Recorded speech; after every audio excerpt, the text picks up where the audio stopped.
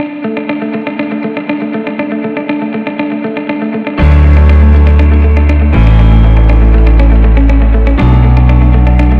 बच्चों, कैसे हो आप सब लोग। स्वागत है आप लोगों का दिव्या मैम की साइंस क्लास में। तो बच्चों, पाठ 3 आप मेरे साथ साथ पढ़ रहे हो। तो जहाँ पे हमने छोड़ा था उससे आगे पढ़ना स्टार्ट करेंगे। और जैसा कि आपको मालूम है, पढ़ना स्टार्ट करने से पहले आपको क्या करना होता है। वीडियो को लाइक करना होता है और चैनल को सब्सक्राइब करना होता है। जिन्होंने सब्सक्राइब कर दिया है वो बार बार सब्सक्राइब नहीं करें, नहीं तो वो अनसब्सक्राइब हो जाएगा। तो जो नए हैं चैनल पे, सिर्फ उनको ही सब्सक्राइब करना है, बाकियों को सिर्फ लाइक करना है। और कमेंट भी करना है। अगर नहीं समझ में आ रहा है या बहुत अच्छा लग रहा है तो भी कमेंट कर सकते हो कि मैम अच्छा लग रहा है, और नहीं लग रहा है तो भी बता सकते हो कि मैडम ये चीज़ समझ में नहीं आई, तो मैं वो आपको कमेंट में उसका जवाब दे दूँगी। मैं वैसे भी उसको समझा दूँगी। तो बच्चों, आगे स्टार्ट करते हैं अपन 3.3। धातुएं एवं अधातुएं कैसे अभिक्रिया करती है।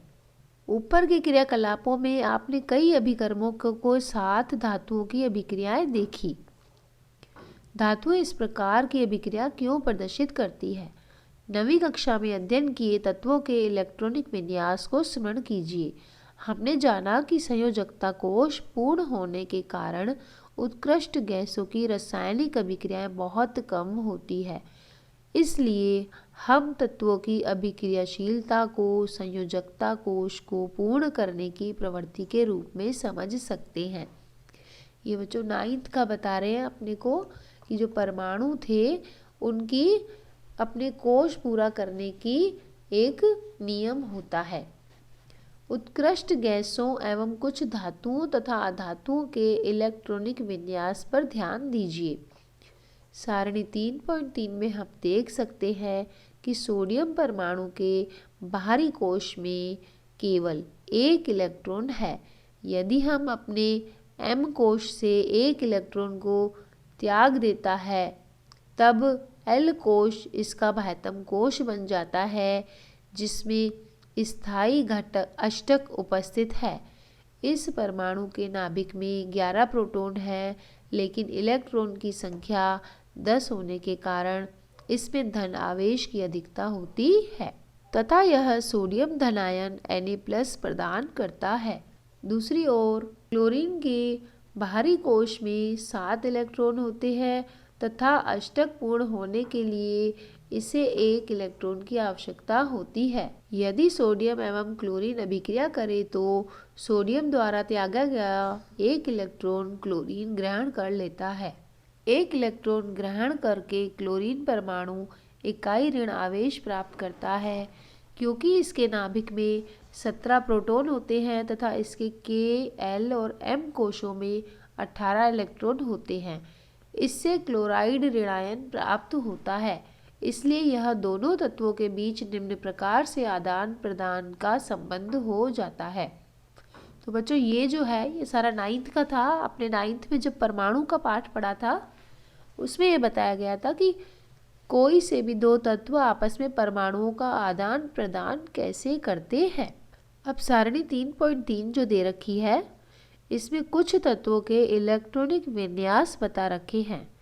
जैसे तत्वों के प्रकार हैं उत्कृष्ट गैसें, इनमें तत्व आते हीलियम, नियॉन और ऑर्गन।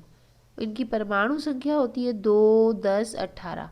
अब इनके जो कोश होते हैं K, L, M और N, तो सबसे बाहरी कोश में इनमें 8 पूरे होने चाहिए। जिनमें 8 पूरे नहीं है बच्चों, वो क्या करेंगे, या तो इलेक्ट्रॉन छोड़ देंगे। जैसे ये सोडियम है, इस सोडियम के पास कुल जो है इसकी परमाणु संख्या 11 होती है, तो जो इलेक्ट्रॉन है इसके पास 2, 8 और 1 होता है। तो ये 8 बनाने के लिए क्या करेगा बच्चों, ये अपना जो एक इलेक्ट्रॉन है ना इसको दे देगा। मैग्नीशियम क्या करेगा, अपने 2 इलेक्ट्रॉन दे देगा। तो सबको क्या है, अष्टक बनाना होता है। अब जैसे कैल्शियम है, कैल्शियम के पास भी 2 इलेक्ट्रॉन एक्स्ट्रा है, इसका भी अष्टक यहाँ पूरा होगा। इसी तरह से ये सारणी बना रखी है। अब जैसे मान लीजिए क्लोरीन है, क्लोरीन के पास जो इलेक्ट्रॉन है 2, 8 और 7, तो ये अष्टक पूरा करने के लिए ये 7 इलेक्ट्रॉन देगा नहीं, जबकि क्या करेगा, एक इलेक्ट्रॉन लेके इस 7 का 8 बनाने की कोशिश करेगा।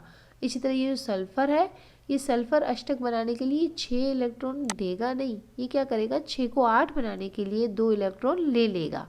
तो इस तरह से ये धातु क्रिया करते हैं आपस में अधातु के साथ। विपरीत आवेश होने के कारण सोडियम और क्लोराइड आयन परस्पर आकर्षित होते हैं तथा मजबूत स्थिर वैद्युत बल में बंधकर, बच्चों ये याद करने की बात है, जो धातु और अधातु होते हैं ना, ये विपरीत आवेश होने के कारण सोडियम और क्लोराइड क्या करते हैं, परस्पर आकर्षित होते हैं और मजबूत स्थिर विद्युत बल में बंधकर सोडियम क्लोराइड बनाते हैं। तो इनके मध्य में कौन सा बंध होता है, स्थिर विद्युत बल होता है। ध्यान देने योग्य बात ये होती है बच्चों कि सोडियम क्लोराइड का जो अणु, सोडियम क्लोराइड आपको याद हो गया होगा कि सोडियम क्लोराइड किसे कहते हैं, नमक को कहते हैं, अणु के रूप में नहीं पाया जाता है, बल्कि यह विपरीत आयनों का एक समुच्चय होता है। ये अणु नहीं होते, ये अलग अलग आयनों का समुच्चय यानी ग्रुप होता है। जैसे सोडियम एरो, ये Na+ बन गया क्योंकि इसने एक इलेक्ट्रॉन दे दिया। क्लोरीन प्लस एक इलेक्ट्रॉन, क्लोरीन का जो ये एक इलेक्ट्रॉन है ये इसके पास आ गया, तो क्लोरीन के ऊपर माइनस आवेश आ गया। अब है सोडियम का तो धनायन बन गया और क्लोराइड का ऋणायन बन गया। इसी तरह से समझेंगे Na+Cl, तो बन गया NaCl। ये जो इसके पास जो परमाणु ये इलेक्ट्रॉन थे, ये इलेक्ट्रॉन सोडियम ने क्लोरीन को दे दिया, तो अब क्लोरीन का क्या हो गया, अष्टक पूरा हो गया। अब एक और आयनिक यौगिक मैग्नीशियम क्लोराइड के निर्माण को चित्र 3.6 में दर्शाया गया है। बच्चों ये मैग्नीशियम है, मैग्नीशियम पे इलेक्ट्रॉन है 2, 8 और 2, तो बच्चों अष्टक पूरा करने के लिए 2 और 8 तो रख लेगा, लेकिन ये बाकी के 2 इलेक्ट्रॉन है, ये देखो 2 इलेक्ट्रॉन है, ये बाकी के ये इसने दे दिए। ठीक है, अब ये जो 2 इलेक्ट्रॉन इसने दे दिए, तो अब ये क्या बन गया, मैग्नीशियम का धनायन बन गया, इसके ऊपर +2 का आवेश आ गया। अब ये जो मैग्नीशियम धनायन है और ये जो क्लोरीन है, क्लोरीन के पास इलेक्ट्रॉन है 2, 8 और 7, तो ये जो 7 इलेक्ट्रॉन है क्लोरीन के पास, अब ये क्या करेगा, एक इलेक्ट्रॉन इसने ले लिया। किससे ले लिया, ये मैग्नीशियम ने छोड़े थे ना 2 इलेक्ट्रॉन, तो इससे एक इलेक्ट्रॉन ले लिया, तो क्लोरीन ने बना दिया 2, 8 और 8, इस 7 का फिर से 8 हो गया, तो ये क्लोराइड ऋणायन बन गया। ऋणायन क्यों बना, क्योंकि इसने एक इलेक्ट्रॉन ले लिया।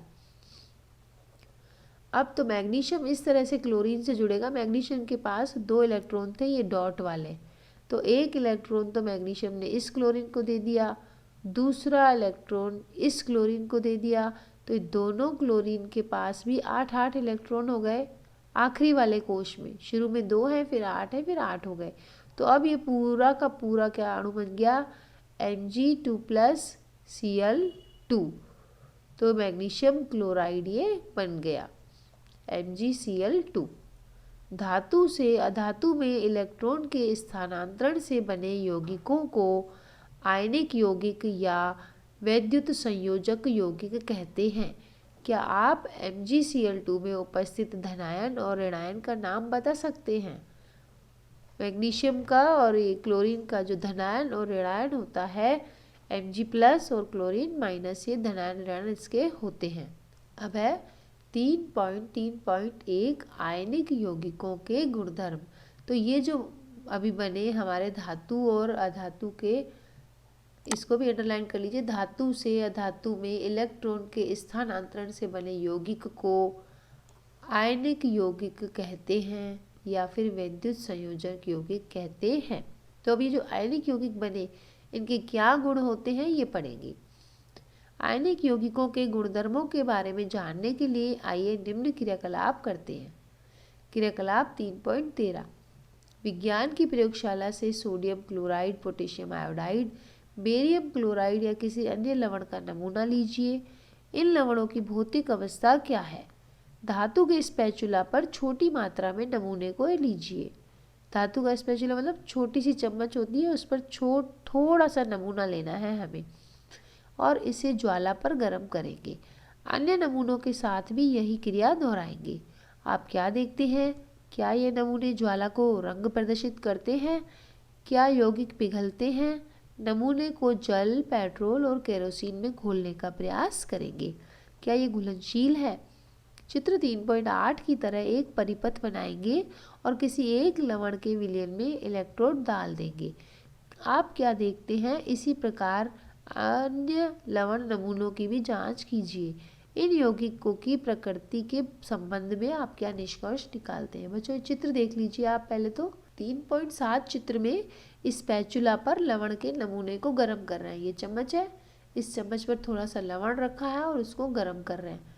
चित्र 3.8 में लवण को पानी में घोल दिया और इसमें इलेक्ट्रोड डाल दिए और इसके ऊपर विद्युत का प्रवाह कर दिया। तो इस तरह से अब कह रहे हैं ये सारणी 3.4 कुछ आयनिक यौगिकों के गलनांक और क्वथनांक।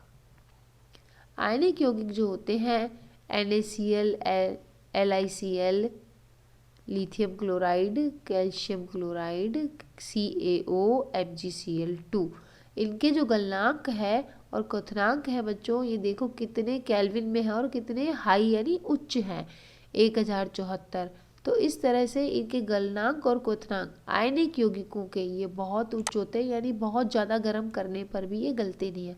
आप नमक से ही देख लो, नमक होता है, अगर इसको हम प्लेट में रख के गर्म करें तो क्या होगा, नमक ही नमक रहेगा, ये आसानी से पिघलते नहीं है। तो आयनिक यौगिकों के जो गुणधर्म होते हैं वो देखिए। पहला गुणधर्म है भौतिक प्रकृति। धन और ऋण आयनों के बीच मजबूत आकर्षण बल होता है।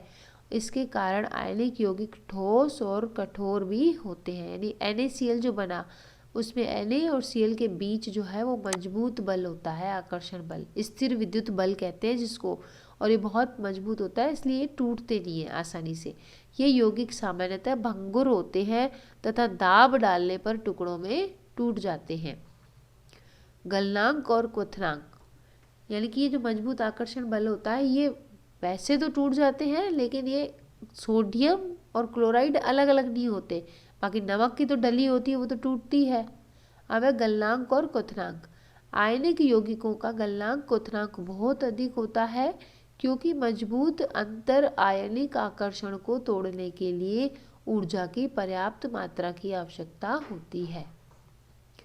तीसरा है घुलनशीलता। विद्युत संयोजक यौगिक सामान्यतः जल में घुलनशील तथा केरोसिन, पेट्रोल आदि जैसे विलायकों में अविलेय होते हैं। चौथा है विद्युत चालकता। किसी विलयन से विद्युत के चालन के लिए आवेशित कणों की गतिशीलता आवश्यक होती है। आयनिक यौगिकों के जलीय विलयन में आयन उपस्थित होते हैं। अच्छा, इसमें एक बात और बताऊं बच्चों, अगर किसी विलयन में से अपन को विद्युत का चालन करना है तो उसमें आयनों की आवश्यकता होती है। तो अपने वैसे ही आयनिक यौगिक होते हैं उनमें आयन होते ही हैं जब जल में घोलते हैं इनको। तो जब विलयन में बहुत विद्युत धारा प्रवाहित की जाती है तो यह आयन विपरीत इलेक्ट्रोड की ओर गमन करते हैं। ठोस अवस्था में आयनिक यौगिक विद्युत का चालन नहीं करते हैं क्योंकि ठोस अवस्था में दृढ़ संरचना के कारण आयनों की गति संभव नहीं होती है। यानी ठोस अवस्था में तो विद्युत के चालक नहीं होते, लेकिन जब हम इनको पानी में घोल लेते हैं तो ये विद्युत के चालक हो जाते हैं। लेकिन आयनिक यौगिक गलित अवस्था में विद्युत का चालन करते हैं क्योंकि गलित अवस्था में विपरीत आवेश वाले आयनों के मध्य स्थिर विद्युत आकर्षण बल ऊष्मा के कारण कमजोर पड़ जाता है। इसलिए आयन स्वतंत्र रूप से गमन करते हैं एवं विद्युत का चालन करते हैं। तो आयनिक यौगिकों में विद्युत का चालन होता है। बच्चों, आपको लग ही रहा होगा कि मैडम की तबीयत ठीक नहीं है। हाँ बच्चों, बिल्कुल मेरी तबीयत ठीक नहीं है, लेकिन फिर भी मेरे को आपका कोर्स करवाना है, ये मेरा कमिटमेंट है, तो इसलिए मैं वीडियो बना रही हूँ, चाहे मेरी तबीयत ठीक नहीं है फिर भी। तो बच्चों, आपको अगर मेरी मेहनत अच्छी लग रही है तो मेरे वीडियो को ज़रूर लाइक करना और अपने अन्य मित्रों को बताकर शेयर भी करना, और इसी तरह से मेरे से जुड़े रहना। अगले वीडियो में फिर मिलते हैं, तब तक के लिए बाय बाय बच्चों।